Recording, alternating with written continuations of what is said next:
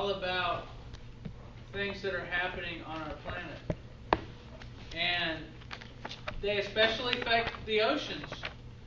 And a lot of it is due to humans.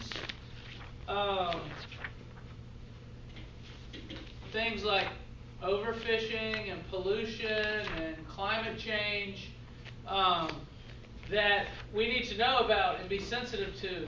You're going to be hearing about these issues for the rest of your life, because as our population gets bigger and there's more and more people, it causes problems. So that's what this is about. So we're starting on 231 here.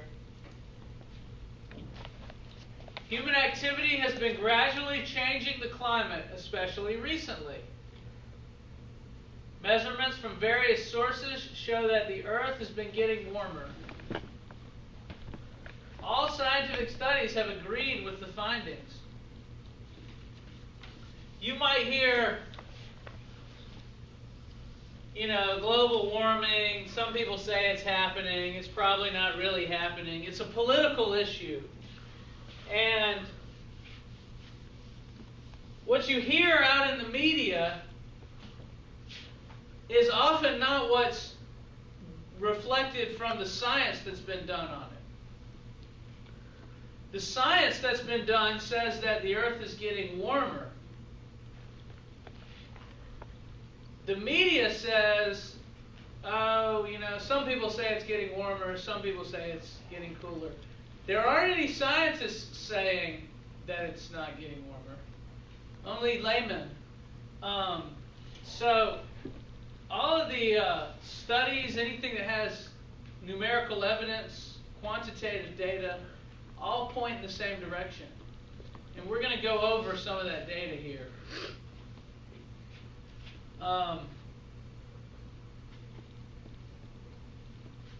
This is a graph showing the average temperature, and since 1880 you can see it's kind of been steadily rising.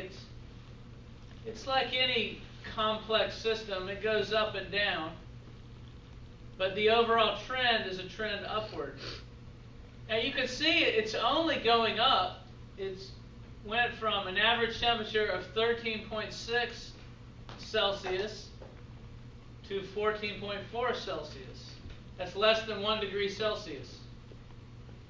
56.5 Fahrenheit to 57.9 Fahrenheit. It's 1.5 degree Fahrenheit.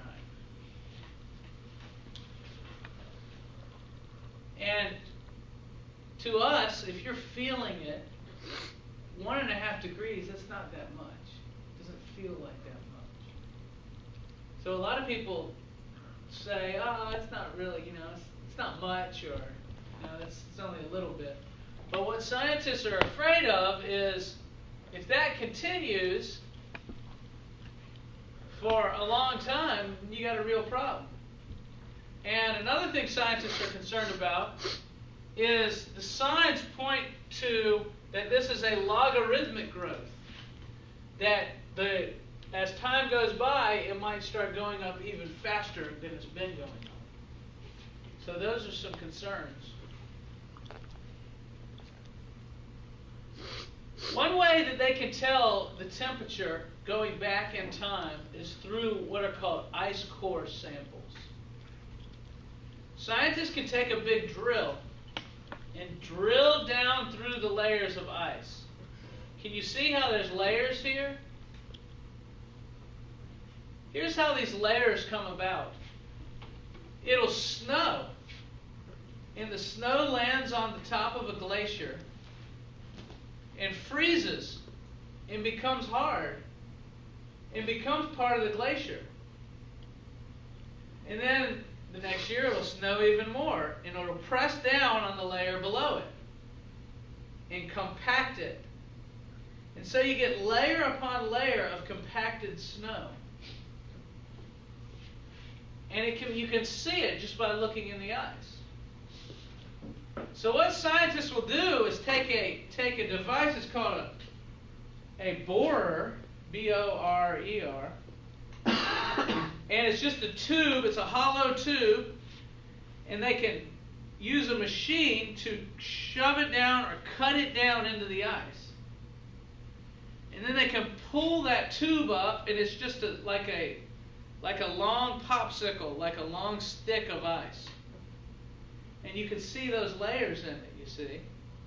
And the top layer is the most recent snow.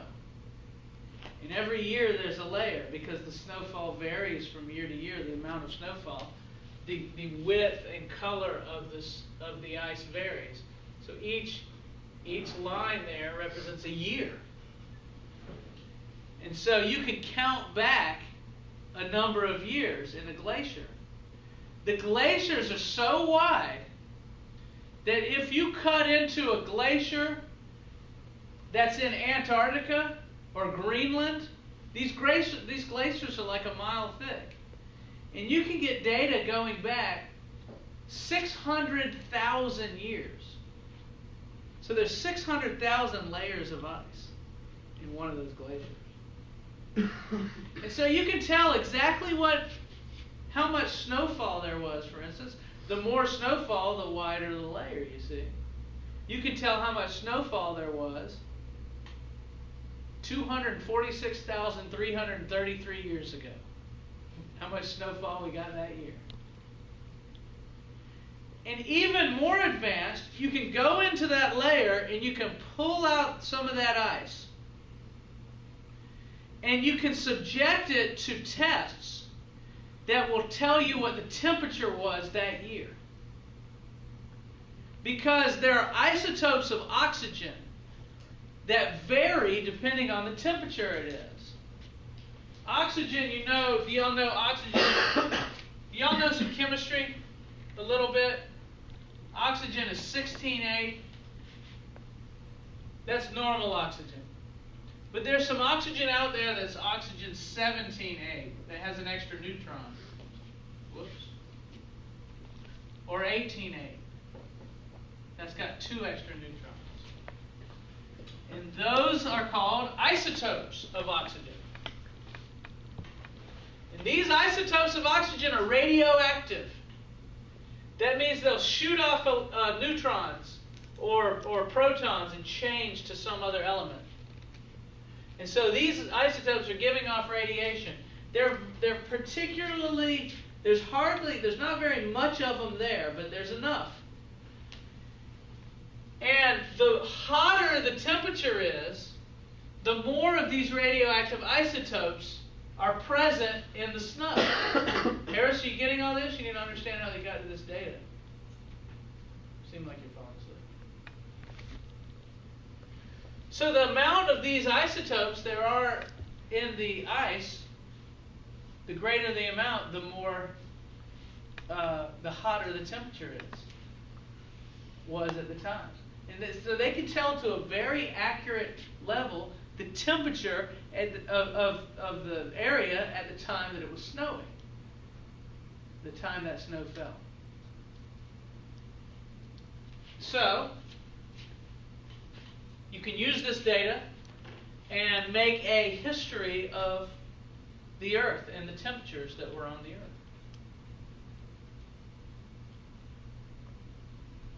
Here is the history of the temperatures going back to 1000 AD. And this is using a bunch of different types of evidence, not just ice cores. The red line is the thermometer measurements. And they've only been taking thermometer measurements of temperatures for the past 110 years or so. So you see, here's where the thermometer measures started. And you can see it's definitely going up.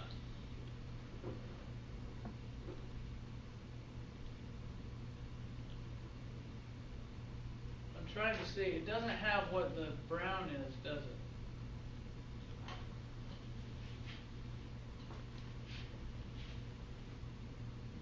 Recent thermometer measurements and past temperatures estimated from tree rings, ice cores, corals, and historical records. The light brown shading indicates the range of uncertainty. Even with this uncertainty, 1998 was the warmest year in a millennium. there is some uncertainty in each measurement. But there's uncertainty low and high, so you go in the middle of the uncertainty. And you can see they get more certain as we get more recent. But there's the temperature in 1998. And if you are to look at, this stops at 98, but if you look at the years after 98, it continues to go up. Mean global temperature.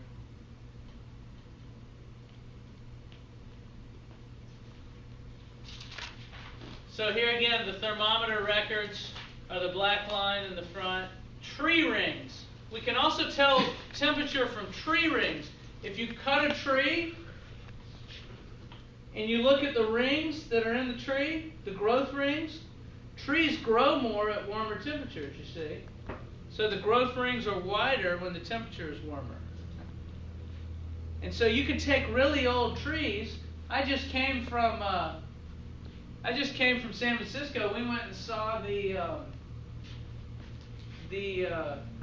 redwood trees. Have y'all ever seen those? And redwood trees are giant. They live for 3,000 years, some of them. And you can look at the rings. If they ever cut one, you cut into them, you can see the rings and how spread out they are. And a wider rings mean warmer, and smaller rings mean colder.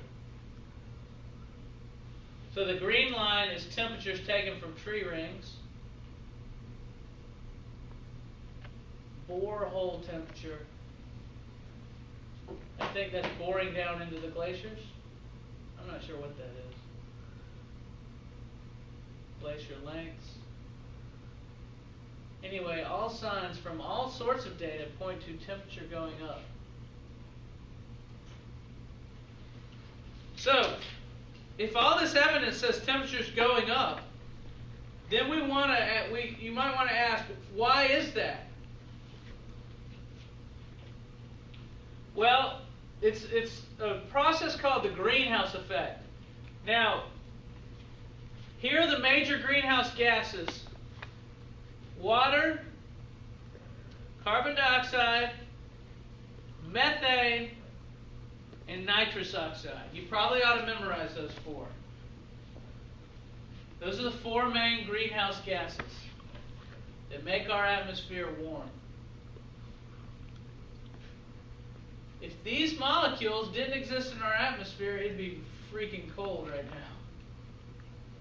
It'd be so cold we couldn't live.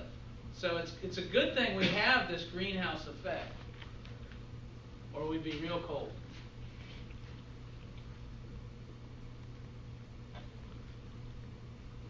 Water, carbon dioxide, methane, and nitrous oxide. A human activity is driving some of these gases up. To some extent, all of them are going up. But the one we're especially concerned with, do y'all know what it is? Carbon dioxide. And that's because carbon dioxide is released whenever we burn something. And so if you burn wood in a fireplace, the solid piece of wood is mostly made of carbon. And when you burn it, the oxygen combines with it. And that's why fires need oxygen. Have you ever heard that? If you blow on a fire, it gets even hotter. The oxygen combines with the carbon in the wood. Carbon dioxide comes out and goes up into the air. And carbon dioxide really holds heat really well. And so every time you burn something, you make the air have a little more, the atmosphere have a little more carbon dioxide in it. Now, it's not from our fireplaces that's causing most of the burning. You know what does most of the burning? Car engines, factories. You know, you drive to Brunswick, you see the smoke coming out from the Hercules factory, or whatever, what's it called now? It's not Hercules anymore. Pinova. They're burning stuff in there to do their industry, industries need a lot of power and they burn stuff, and a lot of chemicals can't be made unless you get them real hot. So the industry uses a lot does a lot of burning, uses a lot of fuel. What about now? Are we burning anything right now in this classroom? There's a major source of burning going on just in this classroom right now. You know what it is?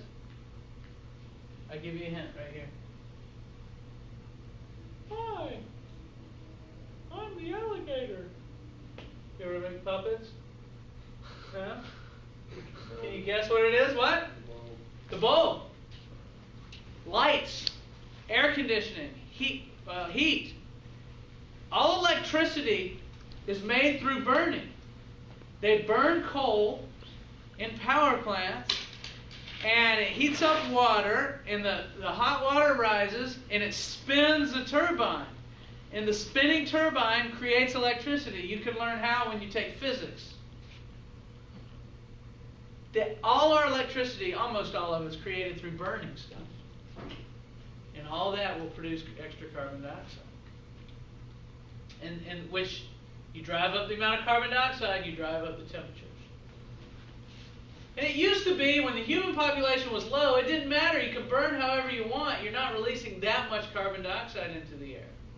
But the human population, you know what it is now on Earth? 7 billion people. 7 billion people burning stuff constantly for electricity and gas and heat. That creates a lot of carbon dioxide.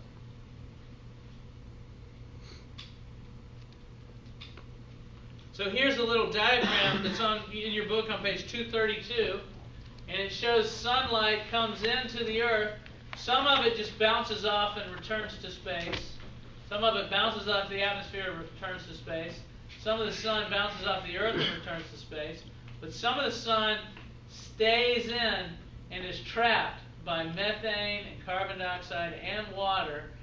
And those molecules vibrate faster and creates a warm atmosphere in which we can live.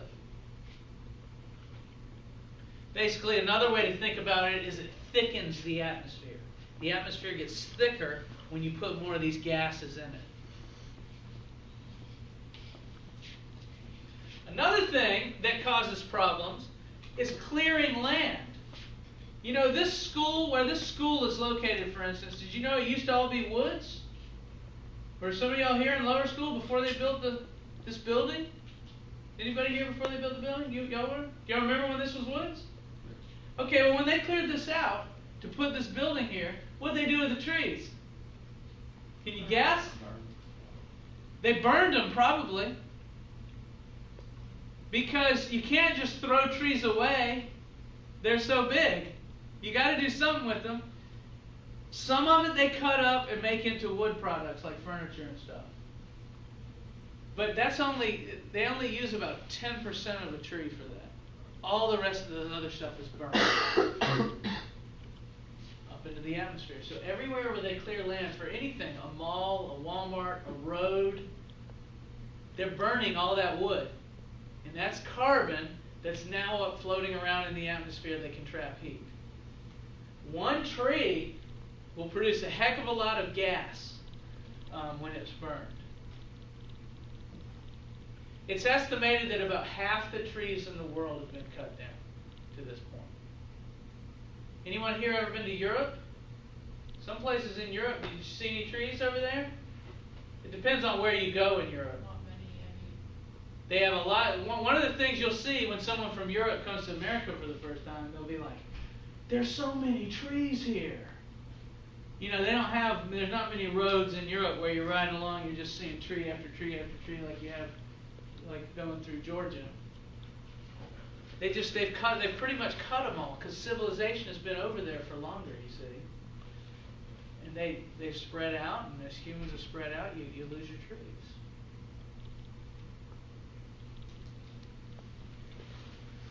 Carbon dioxide levels have steadily risen due to burning of fossil fuels. 3/4 of the carbon levels have come from burning of fossil fuels, and 1/4 has come from deforestation. So all that oil that we dig up and we burn, oil is just trees that have been buried for millions of years, algae mostly, that has been buried for millions of years, and we pull it out of the ground and burn it, put it into the atmosphere. CO2 levels increase by about 1.5 parts per million per year. Levels are higher now than they have been in at least 800,000 years. Does anyone know the carbon dioxide level right now?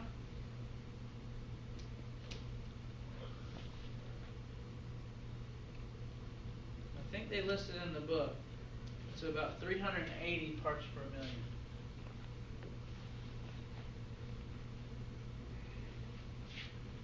And it's increasing at 1.5 parts per million per year.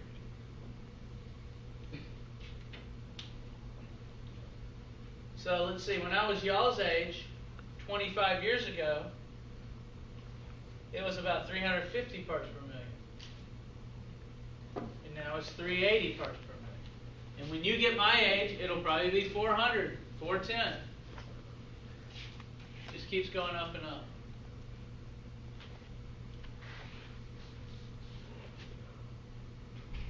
The good news is, it was once a lot higher than it is now. At the age of the dinosaurs, it was about 9,000 parts per million.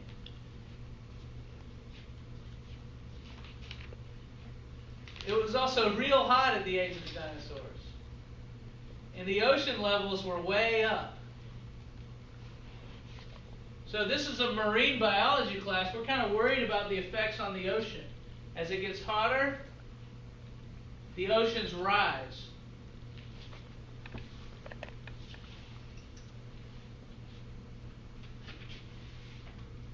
Can y'all guess why that is? Why would the oceans rise as the world gets hotter? Because the glaciers melt, and that increases the amount of water. That's right. That's the first main reason is the glaciers melt, which we're seeing. The biggest glaciers in the world sit on top of Greenland and on top of Antarctica. And they're melting. And that releases a lot of water. There's another reason, though, that's really important that you probably wouldn't think about. Anyone, any idea? Why does the water level come up as the earth gets warmer?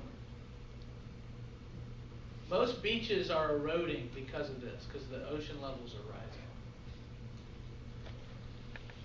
It's because at higher temperatures, molecules move faster. And so they expand. If you take water that's at 20 degrees and water that's at 40 degrees and put them both in a cylinder, you'll see the water that's at 40 degrees is a little bit higher than the water that's at 20 degrees. Just a hair. Because the water expands as it gets warmer. And the oceans are expanding.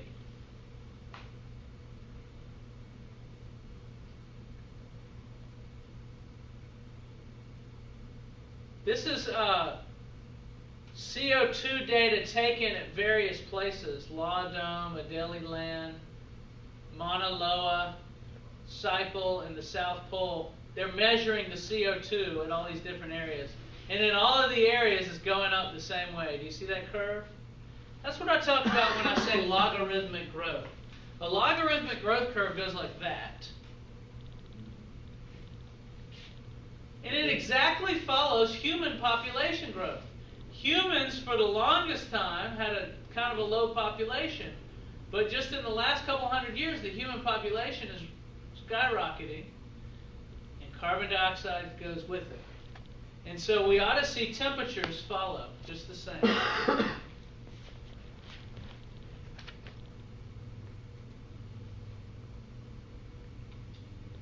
Here we see the CO2 readings since 1958. Every year it goes up and down. Now, I want to explain why that is. It's a pretty simple reason. If you look at a globe, most of the land on Earth is above the southern, is in the northern hemisphere. Most of the land is in the northern hemisphere. And that land has a lot of plants on it, like trees and stuff now, okay? All over the land here. And do you remember that the Earth is tilted and it goes around the sun, right? Let's say the sun is where this podium is. In the summer, the Earth is tilted toward the sun. So that all the plants that are in this northern hemisphere, they're doing a lot of photosynthesis at that time and taking in a lot of the carbon dioxide and pulling it out of the atmosphere. And that's why it drops. Every summer, the carbon dioxide level drops a bit. And then when the Earth goes around to the winter and it's leaning away from the sun, all the trees drop their leaves. And the leaves decompose and release their carbon dioxide back into the air. So in the winter, it goes up. So summer, winter, summer, winter, summer, winter, summer, winter. In the video, has anyone seen the movie An Inconvenient Truth that Al Gore did? He speaks of it like, it's like the Earth's taking a big breaths every year. It breathes in, that's in the summer, taking the carbon dioxide in, and breathes out in the winter. Breathing in carbon dioxide, breathing out carbon dioxide. But you can see, even though it goes in and out, the levels keep going up. And that's kind of alarming.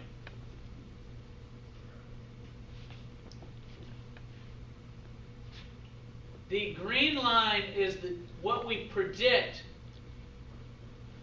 the temperature to be if there's no global warming. If there's no if humans aren't affecting things at all, temperatures should be down here in the green range. But they aren't. They're up here. And that means humans are affecting things.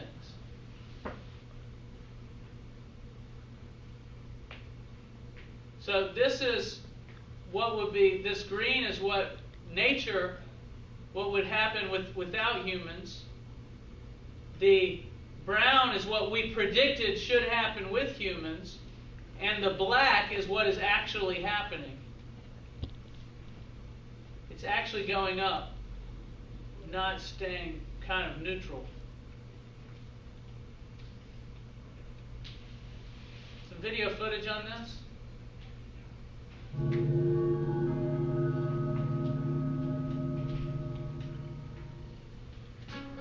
2000 to 2009, it was the warmest decade on modern record. How do we know? It's what we do.